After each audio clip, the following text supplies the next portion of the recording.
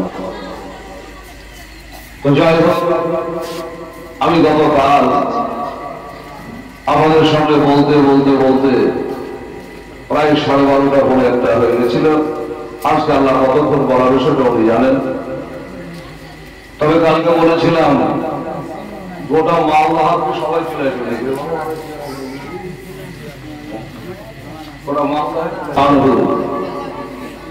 তিনি তো আমির বাড়িতে অবস্থান করছেন। এই পর্যন্ত বলে ঠিক আছে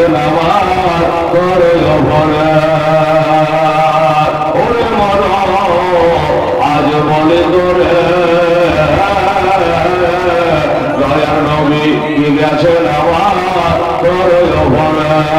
মরে বলে গেছ মরে বলে গেছ তবে নবীর পায়ের রেখা কেন পড়ে না দয়ার সলবেলে একবার বাজে না একবার দেখাও না আমার দয়ার নবী বেলে একবার বাজে না একবার দেখাও না আমার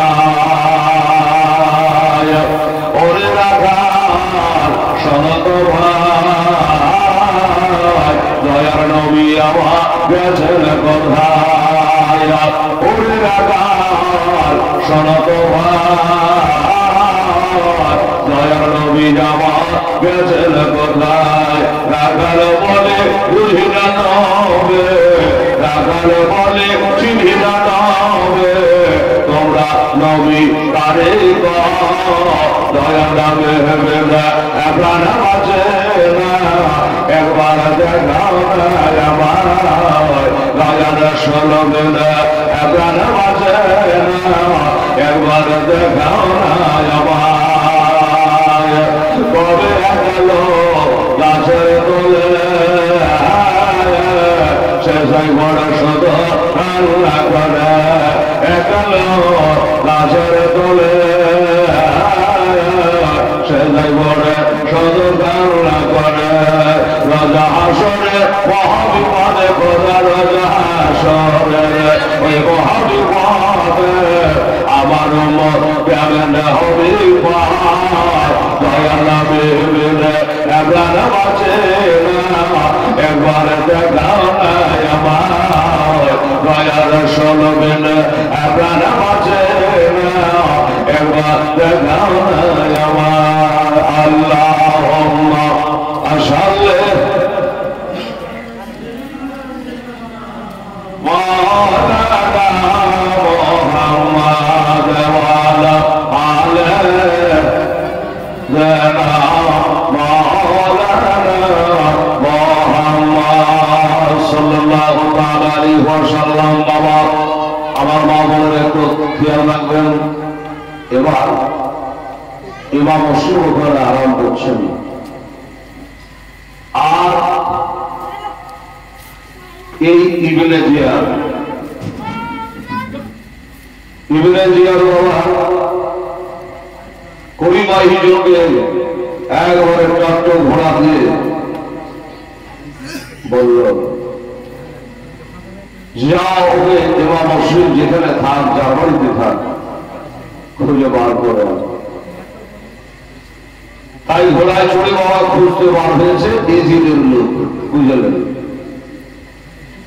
এইভাবে খুঁজতে খুঁজতে খুঁজতে চলে যায়।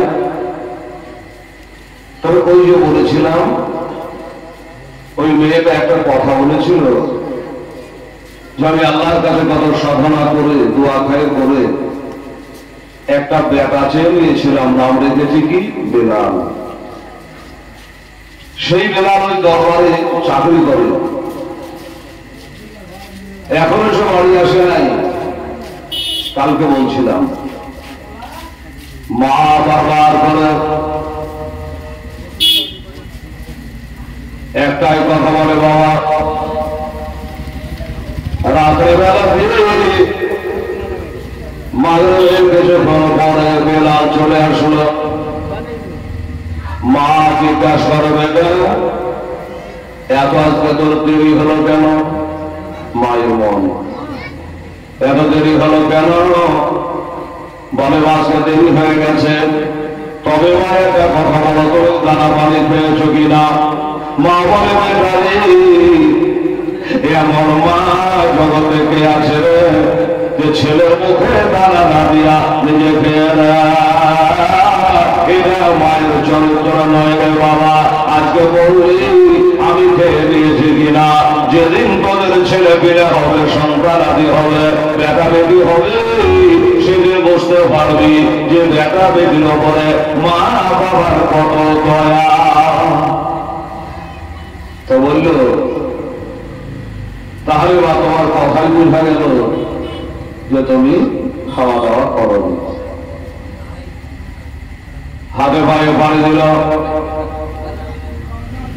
খাওয়া দাওয়া হলো। মা গেল মায়ের ঘরে, ছেলে গেল বাবা ছেলের ঘরে।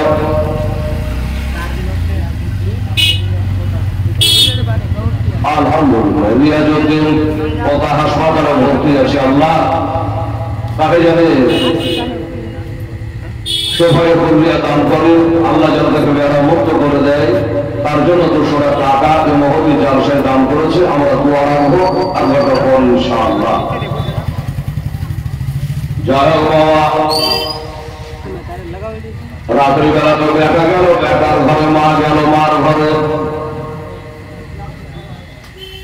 এই আমার মা বোনেরা, বেলালের মা রাত্রিবেলা যে বাবা বিছানায় ঘুমায় না, শুধু বাড়ির আঙিনায় যেন টহল মার যায়। বেলাল একবার দেখে ফেলেছে এই বাড়িতে আমি আর মা ছাড়া কেউ নাই, কিন্তু আমার মাকে বলছি না তো বিছানে ঘুমায় না, খালি টহল মেরে বেড়াই, ব্যাপার নাকি? আরে মাকে সঙ্গ করে এটাও তো গুনার কাম, কিন্তু আমি ছাড়বো না। না বাবার দিলাম, মাকে ছাড়বো না। কেন বিছানে ঘুমায় না? আমাকে শোনা লাগবে। একবার দুবার করে কি বলে, মা কি হলো তোমার?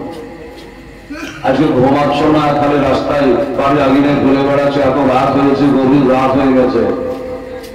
বলে বেটা কি জন্য ঘুমাই না? সব শুনতে হবে না,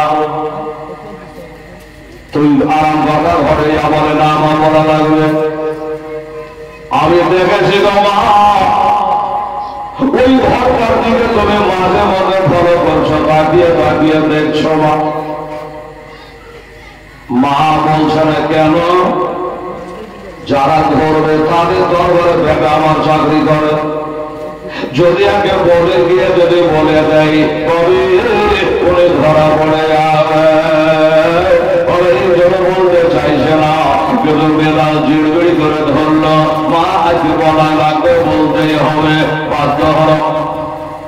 মা কাপ করে বেটার হাতটা ধরে মাথায় দিয়ে বলে, বেটা ও বেটা শোন, আমার মাথার মুখে আমি কসম দিলাম, কিরে দিলাম, বেটারে ওই ঘরে কে আছে তুই যখন ছাড়বি না, যখন শুনবি তুই শোন, কিন্তু বেটা এই কথা কাউকে বলবি না।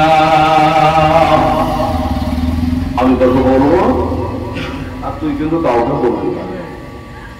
বল বলবি কি বলে না?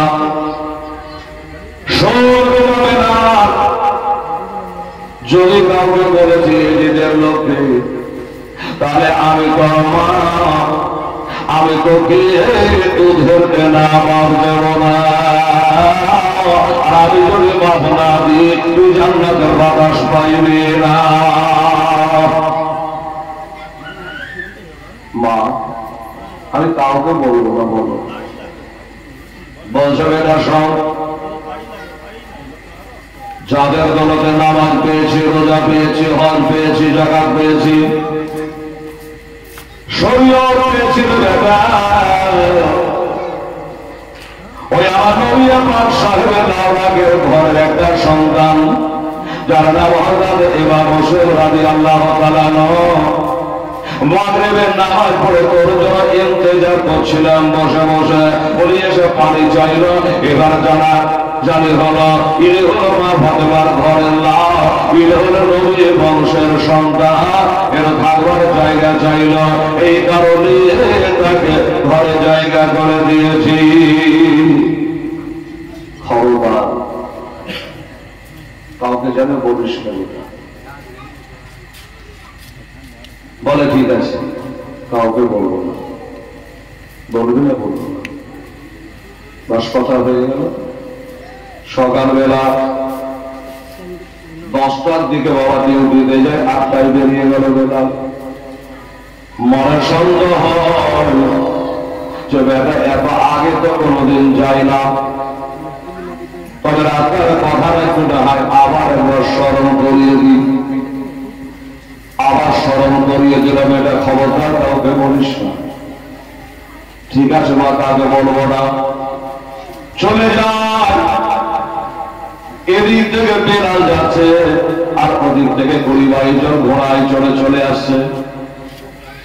এক দরবারে চাকরি করে, তারা ডিউটি কোথায়, কবে কি করে। বেলাল বলল, ভাই তোর এইভাবে ঘোড়ায় চড়ে একসঙ্গে তলোয়ার নিয়ে কোথায় যাওয়া, যুদ্ধ করতে? বলে না। তাহলে কেন কোথায় যাওয়া? বলে আমরা ঘোড়া থেকে নামবো না। ইমাম মুসলিমদের যতদূর পর্যন্ত খুঁজে বাইর করতে না পারি, আমরা ঘোড়া থেকে নামবো না। আচ্ছা, তাহলে তো ইমাম মুসলিমকে ধরার জন্য যাচ্ছ বলে। শুনে রাখো, জেনে রাখো, বেলাল বলে শোনো, তোমার যতই হাই ফাই করা, যতই কাট্ট ঘোড়াতে যাও, তলোয়ার নিয়ে যাও, আমি বেলাল গ্যারেন্টি দিয়ে বলতে পারি তোমরা তাকে খোঁজা পাইবা না, খুঁজে পাবা না। বললো পাবো না কেন? 1 সপ্তাহ দেরি হতে পারে,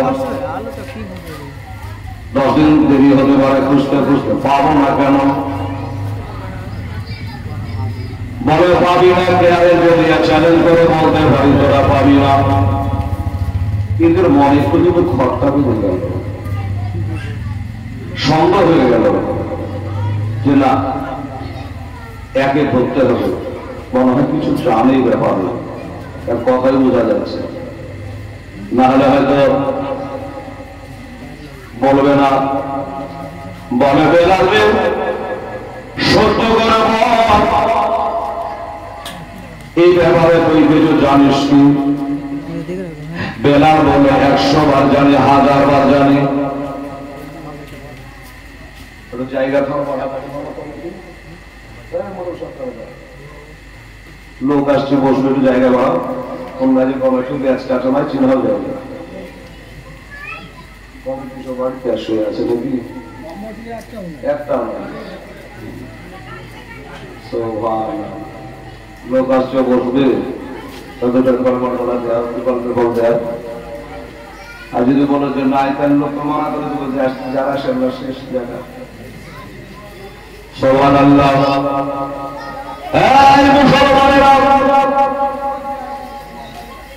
পিছনে যাবে, পিছনে যাবে, পিছনে যাবে। এবার বললো কি, বল কথা বলা লাগবে, তোকে ছাড়ব না। বাবারে, বেলালকে তো একটা চিন্তায় চিন্তিত আছে বাবা, যদি বলে যে আমার মা দুধের দেনা মাপ দেবে না, তাহলে হাসরের কি অবস্থা হবে?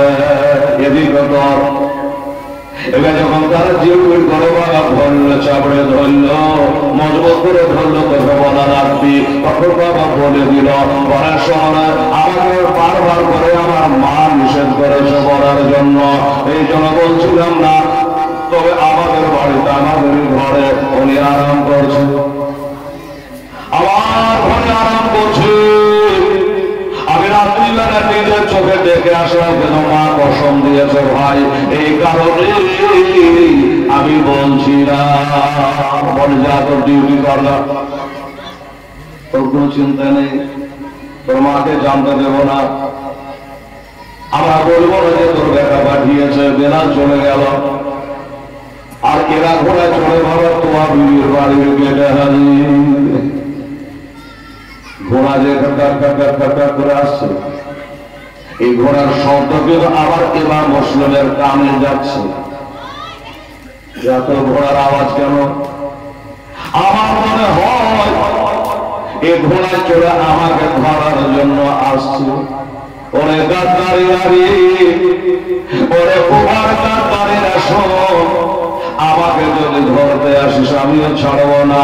বালিশের পরে ছিল 3.5 কেজি ওজনের একটা তলোয়ার, সূর্যের মতো ঝকঝক করে। ওই তালবার খানা বালিশের তলে ছিল, ওইটাকে বাবা বালিশের নিচে থেকে উঠিয়ে বালিশের ওপরে একদম রেডি করে রাখলে যদি আক্রমণ করে কাজ চালু করে দেব। নবী ঘরের সন্তান তালবার রেডি করে দিয়া বসে আছে। দেখি দরজা বন্ধ আছে, ভিতর থেকে খাট খাট দরজা গাড়ি দিল। এই বেলালের মা, এই তোমার বিবি, এই সমাজ দেওয়ার কে এলো? তোমার বিবি ঘরপড় করে তাড়াতাড়ি করে আসলে কি খবর? বলে তোমার নাম তোমার বিবি? বললে হ্যাঁ। তাহলে কি হয়েছে? বলে শুনলাম জানলাম তোমার ঘরে একটা আসামি রয়েছে, তোমার ঘরে ইমাম মুসলিম রাদিয়াল্লাহু তাআলা রয়েছে, আমার হোসেনের নিজের চাচার বেটা, চাচাতো ভাই তোমার ঘরে আরাম করছে। এরকম খবর আছে আমাদের কাছে, এটা কত সত্য না মিথ্যা বলো? এটা চিন্তায় পড়ে গেল। আল্লাহ আমার নবী বলেছে যে সমস্ত পাপের জড় হলো মিথ্যা কথা বলা, সমস্ত পাপের আসল হলো মিথ্যা কথা বলা। এই মুসলমান মেয়েটা চিন্তা করে, আল্লাহ আমার ঘরে তো আছে, এবার যদি আমি বলি মিথ্যা বলবো না সত্য বলবো, তাহলে হুজুরকে ধরিয়ে দেওয়া হবে। আর বলবে হ্যাঁ তুই বেবি ছেড়া এত বিশ্বাসঘাতক রে, আমাকে বসলে বসলে ঘরে জায়গা দিলে, খাওয়ালে, পিয়ালে, সবই করলি, ওনাকে যে আমাকে ধরিয়ে দিলি, কথা তো উনি বলবে। চিন্তা করলো, একটু আগে নামাজ পড়ে উঠলাম, আর মিথ্যা কথা যদি বলি আল্লাহর কাছে কি জবাব দেব? চিন্তা করে আল্লাহ যদি একটা মিথ্যা কথা আমার জন্য নয়, আমার বেটা বেবির জন্য নয়, এই মিথ্যা কথা একটা বলবো, আল্লাহ গো তোমার নবীর ঘরের সন্তানের জন্য তুমি না বলেছ কোরআন থাকে কুল্লা শাআলুকুম আলাইহি আজরান ইল্লাল মাওয়াদাতা ফিল কুরবা। আল্লাহ শুধু ভালোবাসার কথা বলেছে, তারাকে ভালোবাসতে গেলে এদিক ওদিক একটু করা লাগবে। যাই হোক, মেয়েটা একদম চূড়ান্ত সিদ্ধান্ত করলো, যদি আমাকে জাহান্নামে যেতে হয় তো যাব, কিন্তু আমি হ্যাঁ বলবো না। আমি বলবো আমার বাড়িতে কেউ নাই। এটাই সিদ্ধান্ত করে নিয়েছে বাবা। এবার সিদ্ধান্ত করে নিয়ে যখন বলতে যাচ্ছে না আমার বাড়িতে নাই, এ নাই কথাটা মুখ দিয়ে বার হওয়ার আগে আমার ইমাম হোসেন তারবারটা হাতে করে নিয়ে মেয়েটার পিছে, এই তো আমি সরে যা, আর তুই বলে দে যে আছে। ঘুরে তাকাচ্ছে, হুজুর আপনি কেন আসলেন? আমি তো না বলতাম আমার বাড়িতে না, এ কথা আমি বলতাম। বলে মা খালি খালি আমার জন্য মিথ্যা কথা বলে পাপের খাতা হত্যা করে লাভ কি? আমার কপালে যেটা আছে সেটাই হবে। তুই হায়াত মওতের মালিক না, হায়াত মওতের মালিক, ইজ্জতের মালিক হলো আল্লাহ। তাহলে তুই আমাকে বাঁচাতে পারবি না মা, তোর করণীয় কাজ তুই করেছি, এই জন্য তোকে ধন্যবাদ জানাই। এবার সরে যা আর বলে দে যে আমার বাড়িতে আছে, যে বলে আছে। শুনতে তো পাই গেল, দেখতে তো পাই গেল, বলার আর কি লাগবে? আমার মা বলে রাখো এইবারে সুবহানাল্লাহ, এরা হরমা করে বাড়ি ঢুকে গেল। আর ওই তালবার নিয়ে রেডি ছিল, শুনলেন। এবার দুই পক্ষে তালবার বাবা চালু হয়ে গেল, দুই পক্ষে তালবার চালু হয়ে গেছে বাবা। ইশারা করে তালবার চলে গো, এত জোরে তালবার চলে, হাই রে জোর থেকে চালানে বলা আমার শুরু খোদা আলে বলতো যার ঘরের লাল বাবা কেমন তালবার চালাবে তা আপনারা জানছেন। এই সব তালবার চালায় বাবা, একটা তালবারই 20-22টা তালবারকে বেকার করে দিচ্ছে। এরা চিন্তায় পড়ে গেল, হায় আল্লাহ আমরা হলো এত গেল মানুষ, আর উনি হলো একা, আমাদেরকে বাহারা করে দিচ্ছে, আমরা কবজা করতে পারি না। চালাও তলোয়ার, চালাও তলোয়ার, তলোয়ার চালিয়ে যায়, চালিয়ে যায়, চালিয়ে যায়। এইভাবে তলোয়ার চলতে চলতে চলতে চলতে তলোয়ারের খেলা হতে হতে রে বাবা শেষ পর্যন্ত এক দুরাচার পাপি, এই পাপি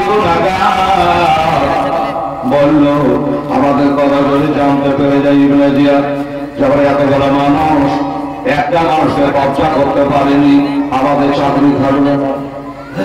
স্বাভাবিক কথা। একটা পাপি কি করেছিল জানেন? এই পাপি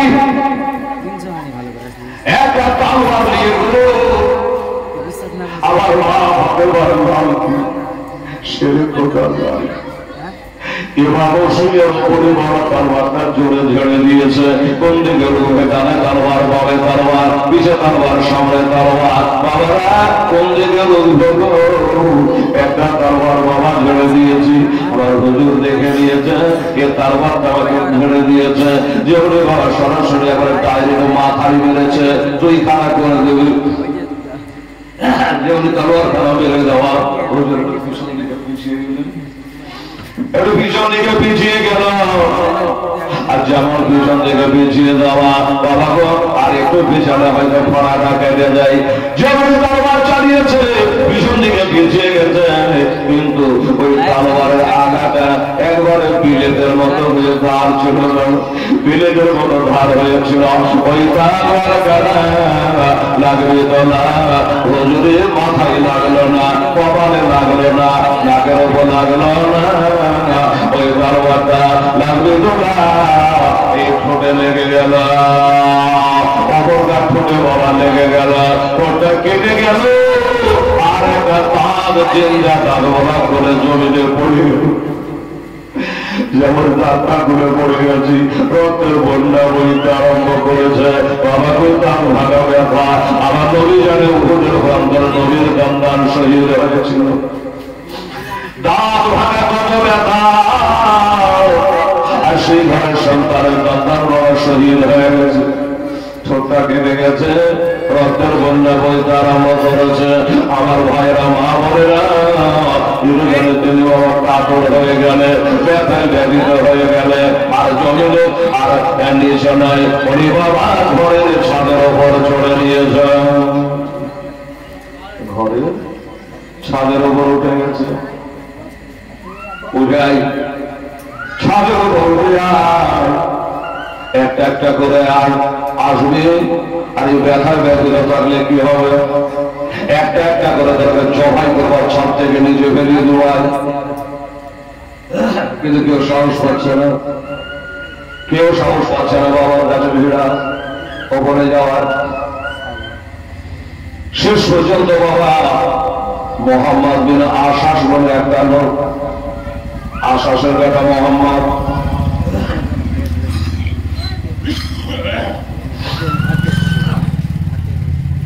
নিচে থেকে ইশারা করলো, এই এবার মুসলিম শোনো, তোমার তালোয়ার তোমার খাবে ভরো, আর আমারও তালোয়ার আমরা খাবে ভরে দিলাম। আর লড়াই হবে না, আর মারামারি হবে না, তোমাকে আমান দিলাম, আমান দিলাম। আমার পছন্দ ছিল তুমি একবার খালি নিচে নেমে আসো। আমাকে ওয়াদা কেনার করা মুনাফিকের আলামত, ওয়াদা করে যদি পালন না করে এটা একটা মুনাফিকের চিনহারি। দেখো ভাই আত্মাল্লাহ মারবো না বলে না, তারপরে রক্তটাকে কান মেরে মুছে খাপের মধ্যে তলোয়ারটা ভরে নিল, ছাদ থেকে নেমে আসলেন। এবার লাফিয়ে উঠে বললো আপনাকে অ্যারেস্ট করা হলো, গ্রেফতার করা হলো। হলে তো হলো, তোয়া বিবি বসে বসে কাম চালাইয়াও দেখতে হলো। আগে নদী ঘরের সন্তানের রক্ত আমার বাড়িতে পড়ে গেছে। আল্লাহ রব্বুল আলামিন ওই বাঁচাতে পারলাম না, লুকিয়ে রাখতে পারলাম না। আমার মনে হয় এটা বেলালের কাজ হবে। আমি মা যদি আল্লাহ বেলাল বলে থাকে আল্লাহ আমি আগে দুধের বেলার মাপ দিব না। মেয়ে মানুষ আমি একাই কি করবো, আমি তো যুদ্ধ করতে পারবো না। অ্যারেস্ট করে নিয়ে আসছি। কিসে করে নিয়ে যাওয়া? বলে যে ঘোড়ায় করে নিয়ে যাবো। চলো এই বেলালের মা তো আমি গেলাম, আজ দেখা হবে না মা, তোর সাথে দেখা হবে কাল হাসরে।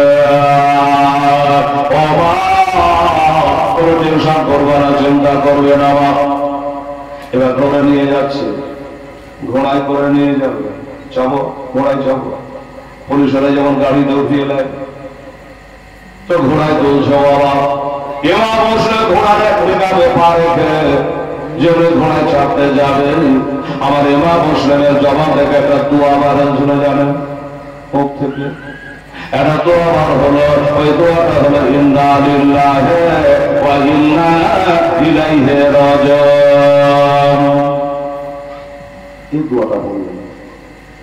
যারা ঘর ছিল তারা তো মুসলমান, এরা ঘোড়ার আগে দাঁড়িয়ে গেলে দাঁড়াও, এই ইমাম মুসলিম বলো।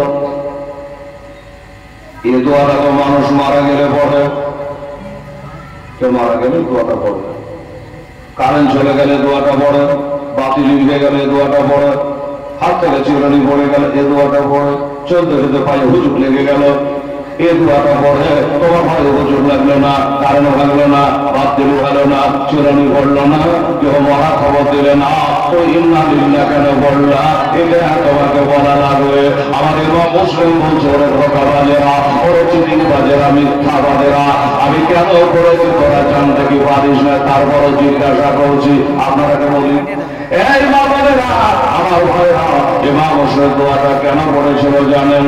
উনি বাবা যেমনি ঘোড়ায় চাপতে যাবে কি ওনার কাছে যে তালোয়ারটা বললাম আপনাকে খাপে ঢোকানো আছে, যেমনি ঘোড়ায় চাপতে যাবে আর ওদের মধ্যে একজন তালোয়ারটা লক করে বার করে নিল, তালোয়ারটা বার করে নিল। এটা আবার তো লড়াই আরম্ভ হয়ে যাবে, তালোয়ার নিতে গেলে দরকার না, লড়াই করবো না, দোয়াটা করে দিই। এই তালোয়ার খানা যখন আমার চুরি হয়ে গেল, আমি দোয়াটা পাঠ করলাম, আমার তালোয়ারটা ভাইয়ের মতো কাজ করছিল। দেখবেন একটা মানুষ বয়স্ক হয়ে গেলে হাতে একটা লাঠি নেয়, ভাইয়ের মতো কাজ করে। ওই তালোয়ারটা ছিল আমার বুকখানে বলছিল, আমার ভাইয়ের মতো কাজ করছিল।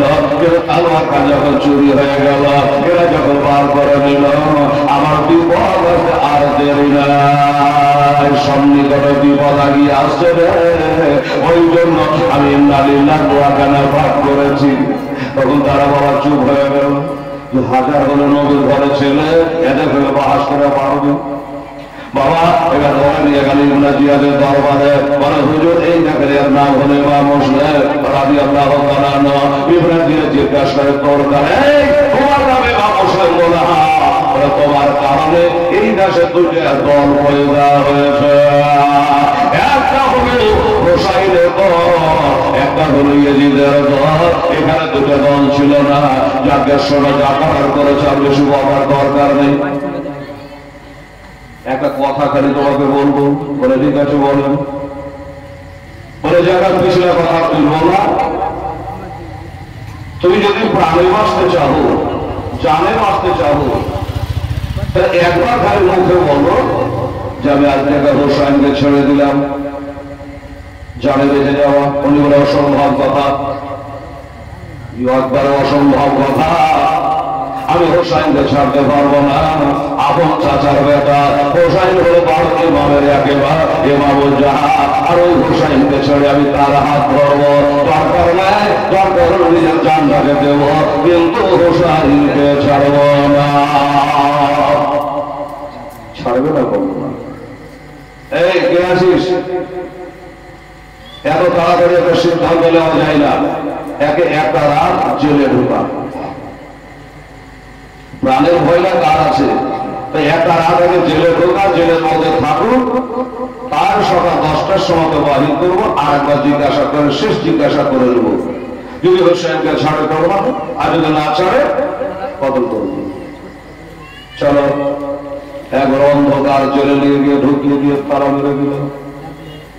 সকাল হলো, বার করে নিয়ে আসলো। আবার ঘুরে ওই প্রশ্ন করলো, সারা রাতে তুমি কি চিন্তা ভাবনা করলা? বলো কি ফয়সালা করলো? হোসেনকে ছাড়বা কি ছাড়বা না? একবার খালি বলো হোসেনকে ছাড়বা কি না? কি বললো? আমি রাজি, আমি হোসেনকে ছেড়ে দিতে রাজি, আমি হোসেনকে ছেড়ে দিতে রাজি। ইবনে যে আনন্দ আত্মহারা এই কথাটা কালকে বলতে গিয়েছিল, যদি কালকে বলে তাহলে একটা জেল খানা কাটাতে হতো না, বিছানা কাটাতা। এবার প্রশ্ন বলে আমার সাথে কথা আছে, কি কথা বললাম? বলে আমি হোসেনকে ছাড়তে পারি, তবে আমার কয়েকটা শর্ত আছে। সে শর্ত হলো কি, হোসেনের বাবার মতো বাবা তার আছে, একটা আমাকে দেখাতে হবে, ছেড়ে দেবো। হোসেনের নানার মতো নানা তার আছে, আমাকে দেখাতে হবে, তবে আমি ছেড়ে দেবো। হোসেনের মায়ের মতো মা জগতে তার আছে, আমাকে একবার দেখাতে হবে, যদি দেখাতে পারো তবে ছাড়বো, না হোসেনকে ছাড়বো না। আরে বলে মানে মুস্তাফা चार मेरे से नहीं डरते, कर जाए यार जाए कुछ परवाह नहीं करते।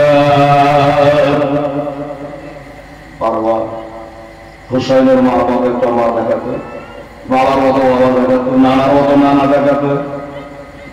ইবনে জিয়াদের মাথা খারাপ, কি করে পারবো?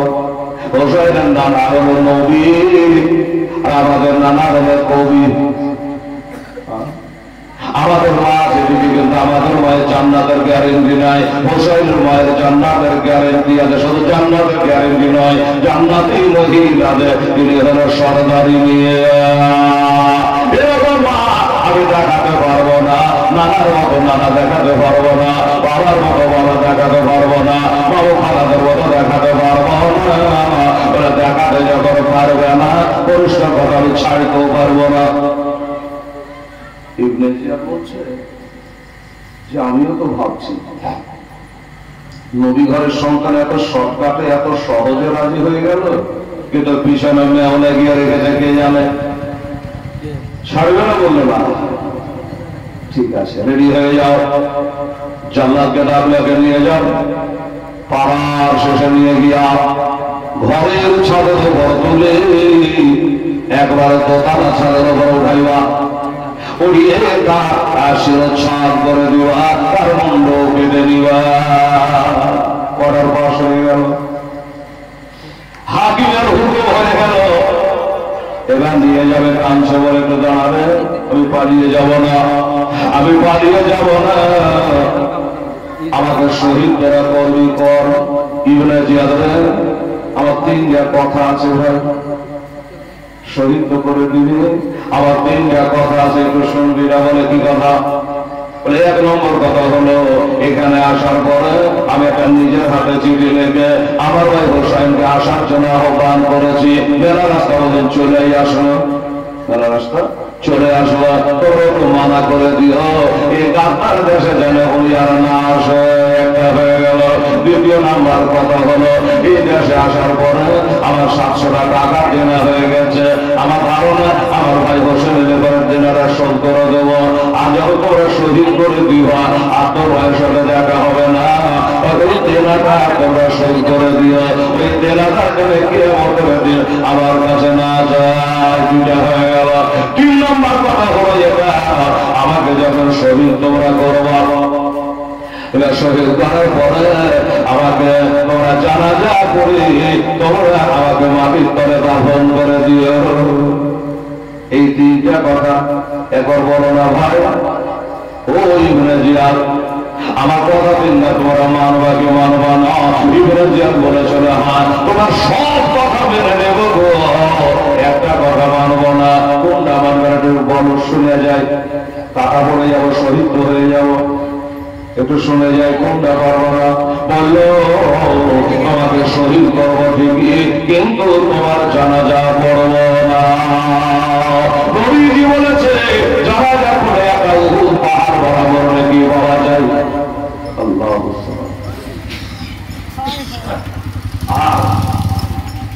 তিন চল মাটি দিলেন, উহুদ পাহাড় বরাবর নাকি পাওয়া যায়।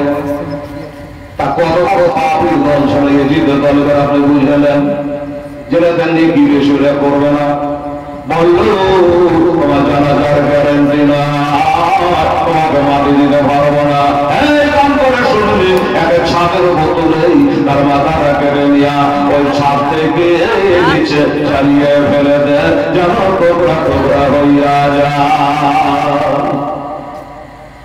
হুজুর ইমাম মুসলিম রাদিয়াল্লাহু তাআলা যতটুকু বলার করবেন পরে যেটা করার করলো নিয়ে চলে গেল। পাড়ার শেষে নিয়ে গিয়া ঘরের ছাদে তুলেছে। বাবা হাত দুটা বেঁধে দিয়েছে, হাত দুটা বেঁধে দিয়েছে। একটা তালোয়ার মারলে একটা তালোয়ারে মাথা রেখে ছাদের উপর গুম করে পড়ে যাবে বাবা। কিন্তু আমার ইমাম মুসলিম বলে ভয় রে, এখানে ইয়াজিদ নাই, এখানে ইবনে জিয়াদ নাই, এখানে করে শিবার নাই, এখানে করে খলিলুর ইয়াজিদ নাই, এখানে করে সেনার বিনাশ নাই, এখানে করে কেউ নাই, তুই আছে আমি আছে, তোরা কয়েকজনের জাল্লাদ আছে। আমার মাথা কাটবি, একটা মানুষের মাথা কাটার সময় রাখবে না। তবে ভাই আমার মাথা কাটবার আগে একটা কথা বলবো, তোরা শুনলে এই ছাদের উপরে উঠে মা বোনেরা দোতলা ছাদের উপরে উঠিয়েছে, হাতে তারবার ঘোরাচ্ছে আর বলছে আমাকে তো তোরা কদর করে দিবি ভাই, আমাকে যেন পিয়াসা লেগেছে রে, আমাকে পিয়াসা লেগেছে, একটু আমাকে একটু পানি পান করিয়ে দেব, আমাকে একটু পানি পান করিয়ে দিই, আমি যদি আর পানি একটু পান করে আমি শহীদ হয়ে যাবো। চিৎকার করে তারা বললো দয়া নাই মায়া নাই।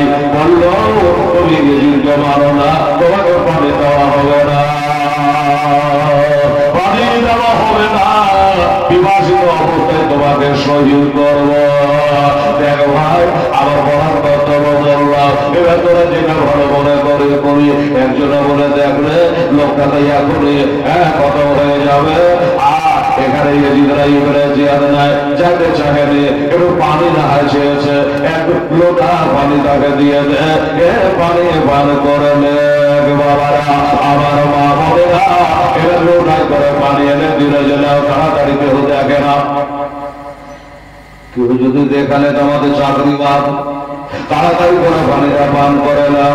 আল্লাহ বলছে ওরে দুশমনের হাতের পানি তোকে পান করতে দেব না। হাতের পাথর করে দিয়েছে, পানির লোটা হাতে দিয়ে দিয়েছে, বাবাকে বিসমিল্লাহ বলে লোটাটা মুখে লাগিয়েছে।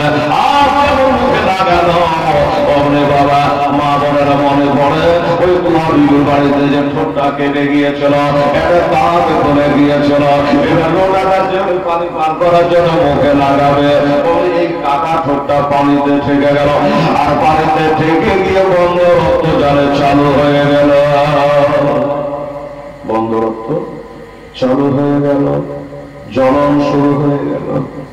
কাটা জায়গায় পানি পড়লে যেমন হয়, কে যাবে দেখছো বাবা রে, শুধু বাবা ওই জানে ছোট কাটা যে ওই কাটা দিয়ে রক্ত যেন বার হতে লাগলো, আর একটা দাঁত যেন খুলে পানির বর্তনে পড়ে গেল।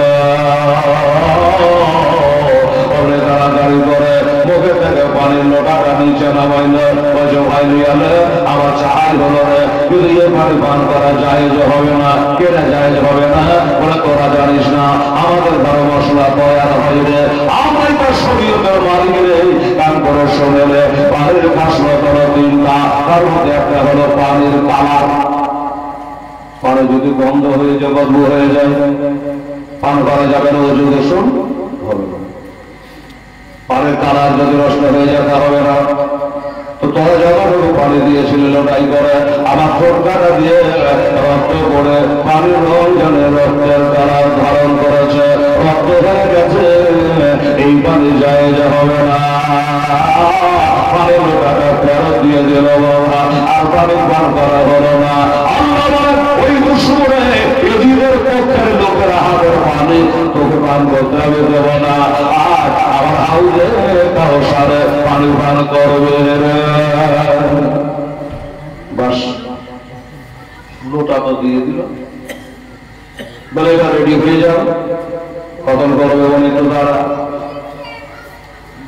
একটু দাঁড়ালে একটু মদিনার দিকে আমাকে মুখ করতে দেবে। মদিনা দিকে মুখ করে আমার নবীর উপর কয়েকবার দরুদ শরীফ পড়বো।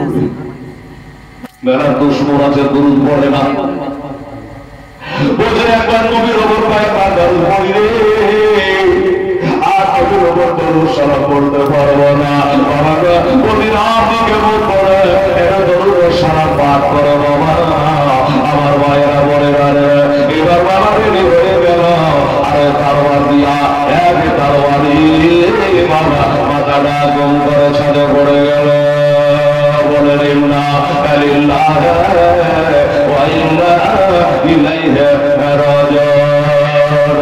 একদিকে দেহ পড়েছে, একদিকে মাথা পড়েছে, আরে গলা কাটা রক্ত। বাবা বৃষ্টি হলে যেমন ছাদের ড্রেন দিয়ে বাবা পানি গড়ে, ওই রকম রক্ত গড়ে যেন ওই ছাদের ড্রেন দিয়ে গড়ে যাচ্ছে, নিচে পড়েছে। ও বাবুরা ভাড়া লাশ দরবার দরবার করে, এখনো লাশ জানে থামে না, খালি ওই উঠার পাঠান করছে ছাদের উপরই গড়াগড়ি করছে।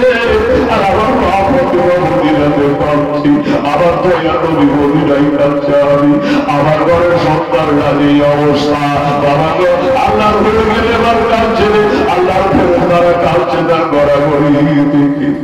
আমার মা প্রতিমার বাগানের ভর আনের ওই করে বাবা গড়াগড়ি করছে। ওই বদমাসেরা কি করেছিল জানে?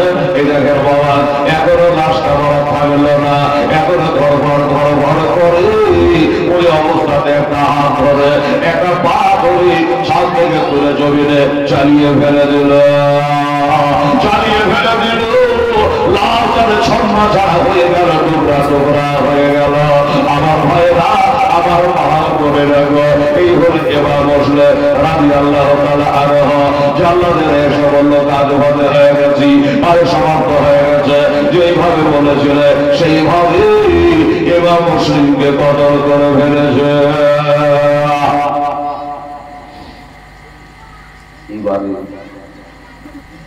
এরা তো খুব খুশি হলো যে ইমাম মুসলিমকে আমরা কতল করেছে। বাবাকে আমার মা বোনেরা, এবার একটা কথা বলি 5 মিনিট। এবার কোন ঘটনাটা আসবে? তার দুটো ছেলে, তার ওই ছেলে দুটোর বলার আগে একটা লোক জেলে ভরা আছে। ওই যে বলেছিলাম না, ইমাম মুসলিমকে শহীদ করতে না পারলে তোর জেলের তালা খুলবে না। হযরত হামিদ রাদিয়াল্লাহু তাআলা এই হযরত হামিদ জেলের মধ্যে ভরা আছে। অন্যায় বলতে ইমাম মুসলিমকে বাড়িতে থাকতে জায়গা দিয়েছিল রে বাবা, এটাই দোষ। এই যা ওকে বার করে দিয়ে, বার করে তালাই চাবি দিয়েছে। যেমন মেরেছে তালা খুলে গেল, আর চোখে তালা খুলে দেওয়া অন্য জানে হযরত হামিদ থেকে বলে ইন্না লিল্লাহি ওয়া ইন্না ইলাইহি রাজিউন। এরা বলে কি আশ্চর্য লোক তুমি, কেন? আরে একটা মুসলমানকে আর একটা মুসলমান দেখা হলে সালাম করতে হয়, ওদের সালাম নাই কালাম নাই। ইন্না লিল্লাহি করে দোয়া বললা, ওরে তোরে কাজ তোরা কারো মাথাকে খারাপ করিস না, আমার সাথে বকবক করিস না, তোর আত্মার কাহানি জানিস না। বারে আত্মার কাহানি আবার কি? বলে আমাকে যখন জেলে ভরে তোরা ছিলি, বলে না, বলে তাহলে বকবক করছিস কেন? আমার যখন জেলে ভরাতে বলেছিল যে ইমাম মুসলিমকে শহীদ না করতে যতক্ষণ না পারবো ততক্ষণ জেলের তালা খুলবে না। আর যখন তালা খুলে গেছে আমার ধারণা হুজুরা দুনিয়াতে নয়, হুজুর মনে হয় দুনিয়াতে নয়। এই কারণে আমি এই দোয়াখানা পাঠ করেছি, তোরাই বল তাহলে ঠিক আছে। এবার মুসলিমকে গতকাল ছাদের উপরে তুলে তাকে শহীদ করে দেওয়া হয়েছে। দোয়াখানা পাঠ করেছিল ভাই, বলো ভাই আমাদের ভুল হয়েছে, ওই সময় আমরা ছিলাম না, তোরাকে ছেলে যখন ঢোকানো হয় এই কথা বলা ছিল আমার জানা ছিল না। তাহলে তো দোয়াটা পাঠ করা ঠিক আছে ভাই, বা তুই চল নিয়ে আসো। ইবনে জিয়াদকে বলা হলো আপনার হুকুম মোতাবেক এই দেখেন হানিটা বার করে আমরা কি করবো? বলে কি করবি করা জানিস না, বাজারে নিয়ে যা। বাজারে? হ্যাঁ বাজারে। বাজারে নিয়ে যেখানে দেখবেন লোকজনের ভিড় ভাড় বেশি, ফাঁকা পেতে যেখানে লোকজনের জ্ঞানজাম বেশি, ওই ভিড় ভাড়ার মধ্যে নিয়ে গিয়া এখন ইমাম মুসলিমের মতো কতল করে দেয়। লোকজন বলছে আপনার আইন কত রকমের আছে, কেন কাউ বলেছেন ঘরের ছাদের ওপর তুলে, আবার কাউ বলেছেন বাজারের ভিতরে লোকজনের সামনে ব্যাপারটা কি বলে, ব্যাপারটা যদি জানতি তো তোরাই চেয়ারে বসতি, তোরাই ব্যবসা হতি, জানিস না। একে যদি বাজারে নিয়ে গিয়া লোকজনের ভিড় ভাড়ের ভিতরে শহীদ করে দেও, গোটা বাজার জানতে পারবে আমার আইন কত করা, পারবে কেউ আর বেদবি করবে না, ওষাইয়ের পক্ষে আর থাকবে না। আমার মা বোনেরা ভাইয়া বিবেকাই করে তাকে টানতে টানতে বাজারে নিয়ে গেল, বাজারের মধ্যে নিয়ে গিয়ে ভিড় ভাড়ের ভিতরে বাবা এরা তাকে কতল করবে। হাত দুটো বাঁধা আছে, হাত দুটো বাঁধা আছে বলে ভাই রে আমাকে কতল তোরা করবে, হাতের বাঁধনটা খুলে দেবে। ভাই বলে না, হাতের বাঁধন খুললে তোমার কাজে পারবো না, এরা বাঁধন খুলে দেবে না। কোনো চিন্তা ভাবনা করে এরা খুলে দেবে না, তো কি হয়েছে সেরে করা মুশকিল গোসা আইনারে কারবার বাঁধে ভাইবা ফাতেমার সবার হাসার হোসেন আব্বা যা জন্মগত বাবা ঘরে শহীদ হলো কুফার যাবে মসজিদে, আর বর্তমানে তার মাজার হলো না যাবে আশরাফ মালিকা কাবরি হাতের জিনজিনকে একটা তরিমত ছিঁড়ে ছেড়ে ফেলে দিয়েছে বাবা, দড়িকে ছেড়ে ফেলে দিয়েছে, হাতের বাঁধন ছেড়ে দিয়া বাজারে দোকানদার ভাইরাকে বলে মুসলমান করে না হলে বলতাম না, এই দোকানদারেরা আমাকে একটা তালোয়ার দেনা ভাই, হাতের বাঁধন ছেড়ে ফেলেছে, একটা তালোয়ার দেনা ভাই, তোকে জান্নাতের সামনে করে নিয়ে যাবো রে, একটা তালোয়ার দিয়ে একে যুদ্ধ করে মরিয়ে। কেউ তালোয়ার দিল না, কেউ তালোয়ার দিল না। তার ওই লোকটা বলছে শোনো, এই লোকটা নিজেদের পক্ষ না নিয়া হোসাইনের পক্ষ নিয়া এবার মুসলিমকে বাড়িতে জায়গা দিয়েছিল, এই কারণে তাকে হত্যা করা হচ্ছে। বাজারে নসুরে নিল ওরে বাবারে, এর পক্ষ নিতে গেলে তালোয়ার দিতে গেলে এর পরে আমার উপরে চলবে, এই কারণে কেউ তালোয়ার দিল না। আর একটা বাক্য বললো, আচ্ছা ঠিক আছে ভাই তালোয়ার হয়তো নাই তোমাদের কাছে, তা দিচ্ছ না, একটা লাঠি গলা দাও না ভাই, একটু লাঠি গলা দেয়, ওই তালোয়ার সবে লাঠি দিয়ে একটু আমি যুদ্ধ করি, অন্য লাঠিও দিল না। লাস্টের একটা খালি আর বলেছিল তালোয়ার দিবে না, লাঠি দিবে না, একটা উটের হাড্ডি গলা তোমরা আমাকে দিতে পারো, উটের হাড্ডি গলা যদি একটা দেয় ওটাকে তালোয়ার বানায় আমি এখন যুদ্ধ করব। বাবারা আমার মা বোনেরা, ওই কাতার দেশের লোকেরা না তালোয়ার দিল না, লাঠি দিল না, ওটের হাড্ডি দিল, কিছুই যখন দিল না, হাজার লোকের ভিড়ে বাবা তাকে বড় কদর করে দেওয়া হলো। ইন্না লিল্লাহি ওয়া ইন্না ইলাইহি রাজিউন। আল্লাহুম্মা সাল্লি আলা মাওলানা মুহাম্মাদ ওয়া আলা আলি সাইয়্যিদানা ওয়া আলা আলি সাইয়্যিদানা মাওলানা মুহাম্মাদ সাল্লাল্লাহু আলাইহি ওয়াসাল্লাম। বলে 30 একটা বাজ হয়ে গেল, একটা তো হয়ে গেল। এবার ইবনে জিয়াদ খবর পেয়েছে, ইবনে জিয়াদকে কেউ বলে দিয়েছে যে ইমাম মুসলিম যখন আসে একাই আসেনি, তার সঙ্গে দুটো তার ছোট ছোট বাচ্চা ছিল, একটার বয়স হলো 8 বছর, একটার বয়স হলো 10 বছর, এই 6 বছর। তো এই ছেলে দুটো এই রাজ্যের মধ্যেই কারো বাড়িতে লুকিয়ে আছে, আর আছো বটে। হে ইবনে জিয়াদ, এই 20 দাঁত যদি না ভাঙতে পারো, এর ব্যবস্থা করা যদি না করতে পারো, আমার মনে হচ্ছে ভবিষ্যৎ তোমার খুব খারাপ। কেমন ভবিষ্যৎ খারাপ?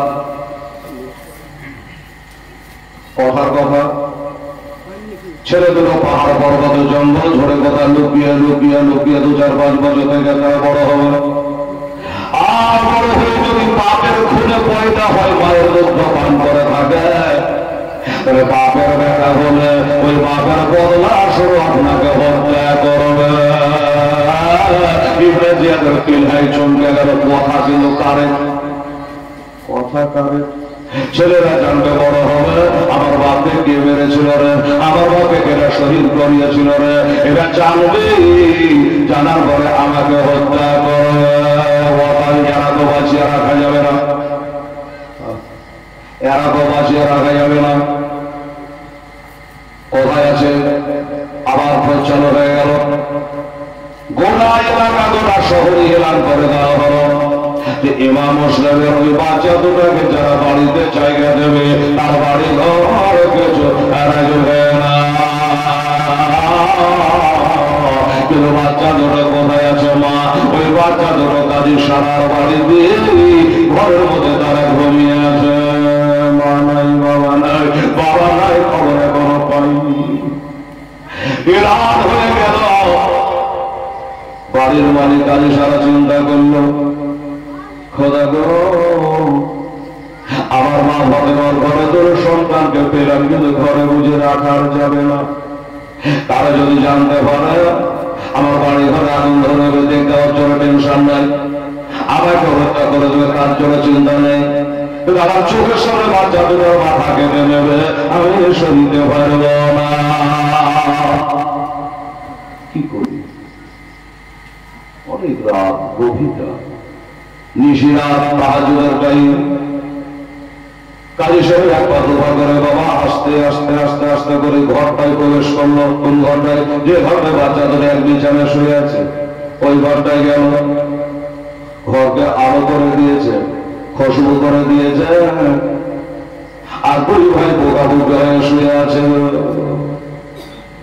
নিম চলে গেছে। কাজী সারা চিন্তা করে, আল্লাহ এই রাতে গভীর ঘুম, মিষ্টি ঘুম, আল্লাহ আমি এদের মিষ্টি ঘুমটা এখনো ভাঙাই কি করে? আর যদি না ভাঙায় আর জানতে পারে তখন কি করে সহিব আল্লাহ? তাই দুই ছেলের গায়ে বাবা হাত দিয়েছে, বাবা যে হাত দেওয়া অনেক ছেলে ধরে জানে বাবা ঘুম ভেঙে গেল, ঘুম ভেঙে গেল, খুব ভরা আশা যে এত রাতে কি আমাদের গায়ে হাত দিল, নিশ্চয় আমার জনমদাতা আব্বা জান হবে। কিন্তু তাকিয়ে দেখে আব্বা নয়, জানা হোসাইন না, আমার মার পেটের একটা বোন আছে, এটাও না। তারা দেখে তাকিয়ে দেখছে যে বাড়িতে থাকি ওই বাড়ির মালিক কাজী সারা পাশে বসে বসে কাঁদতেছে, পাশে বসে বসে কাঁদছে। ছেলে দুটো বললে, চাচা আজ তো কদিন থেকে আপনার বাড়িতে আছি, কিন্তু এত রাতে আপনাকে কোনোদিন কাঁদতে দেখিনি, এত রাতে আমাদের ঘরে আসতেও দেখিনি, কি ব্যাপার? আর একটা কথা বলবেন যে আমার আব্বা কবে আসবে? যেমনি বলেছেন আমার আব্বা কবে আসবে? কাজী সারা থাকতে পারবে না রে বাবা।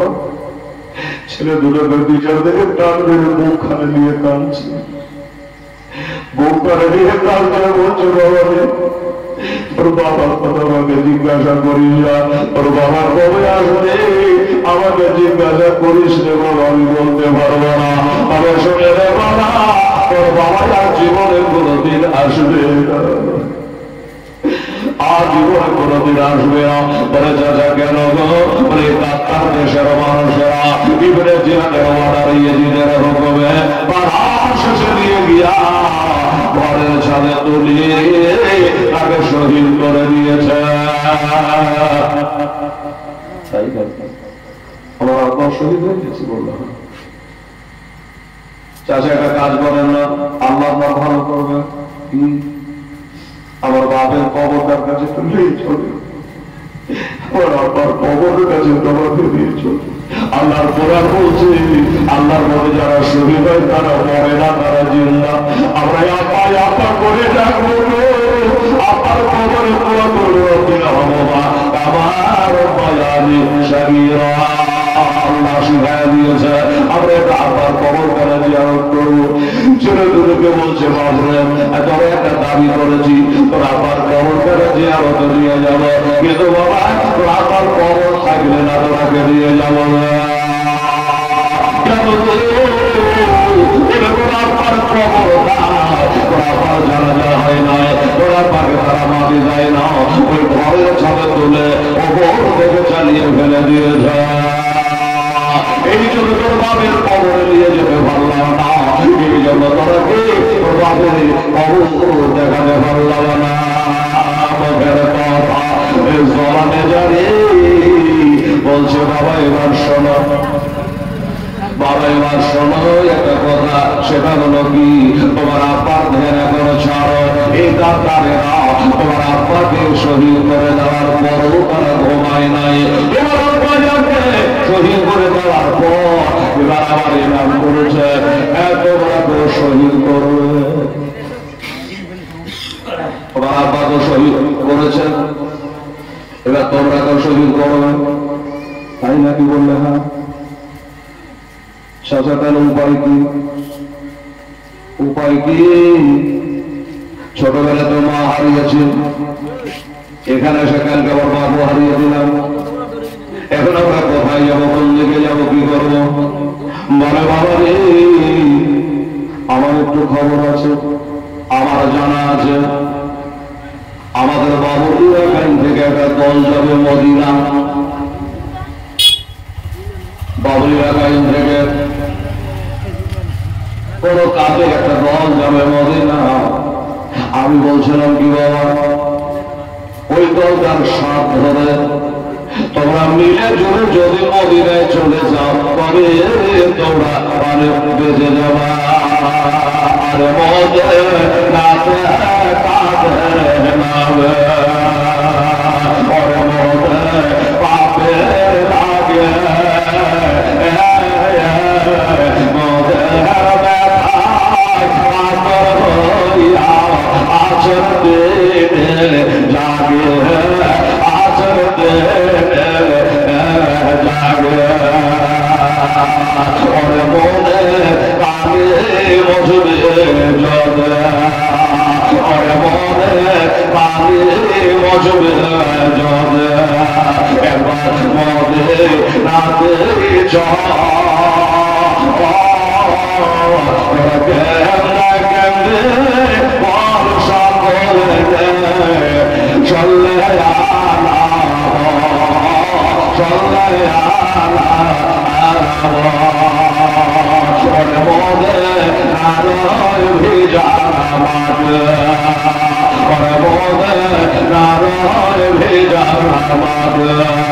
আমার নবী চোখের জল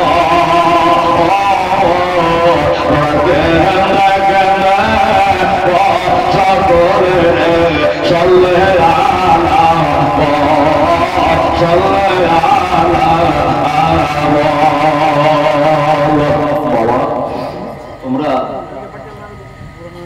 দেরি না করে আমার